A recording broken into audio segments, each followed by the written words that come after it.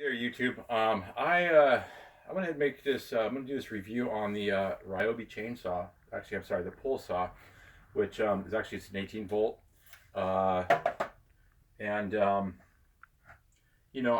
came across this. What made me want to do this is the fact that I just went through the reviews on this pull saw, and what I see is I see people unboxing a brand new Ryobi pull saw and spending about 2 or 3 days messing with it, not giving it any real use, and coming back and thinking that they have the right to do a qualified review on that. Now, as you can see, my which is bullshit because basically you really need to put these in use and use more than one of them. Now, I've used 5 of these. These are the 2 that I currently have working. They're barely. I'm ready to go out and buy another.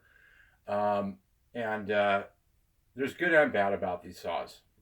And I'll go over that in just a second. First, you see how beat up these saws are?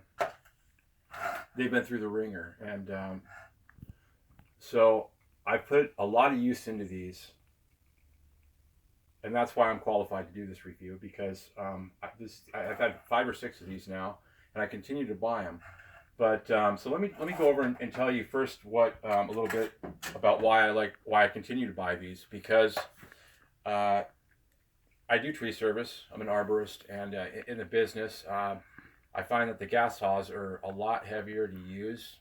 These right here are much lighter and more practical. They just they work well, and I mean, literally, I can cut through oak. The power is more than sufficient. The battery lasts a long time. It's a Ryobi product, but I'll tell you what, you'd be surprised. This product right here is really good. I will continue to buy these saws and use them. And I've used Echo. I've used Still gas-powered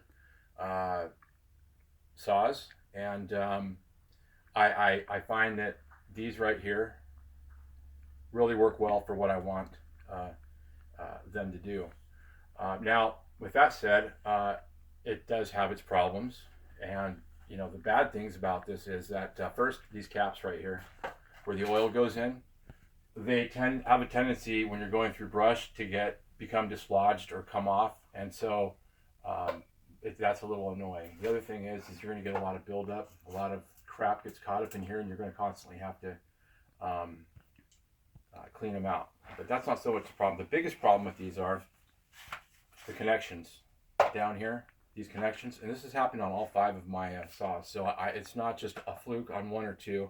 It's been on every single one. After a while, what happens is the connections down here, and you can see where I have electrical tape on it, and what happens is you screw these in, and because through being used, the flex in them right here, the connections down here, they don't make a solid connection, so you'll find it intermittently, it'll go in and out, because you're not getting a solid connection.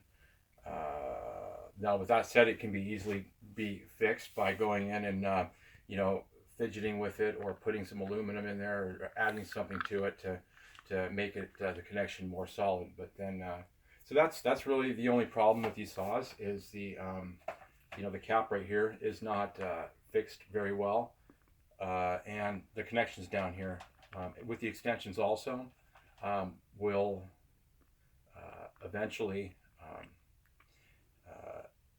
give you problems, and that will happen.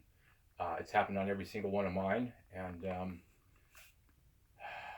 but I continue to buy them. I mean, look, these saws, you can drop them out of trees. I've dropped these things 20, 30 feet up, and they continue to work.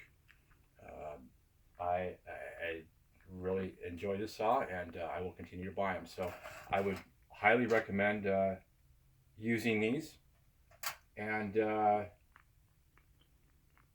yeah, I like I said, I've won 5 of them, and I will continue to purchase these. People can say what they want because Ryobi is a cheaper brand. It's not your DeWalt. It's not your it's not a Still. It's not an Echo, but it is a disposable. It can fall out of a tree. It can break and go buy another. You're not spending $600 on it. You're spending about $145 on it. Yeah, it's definitely an investment well making. If you're just a homeowner and you're looking for a good, reliable pull saw, this is it.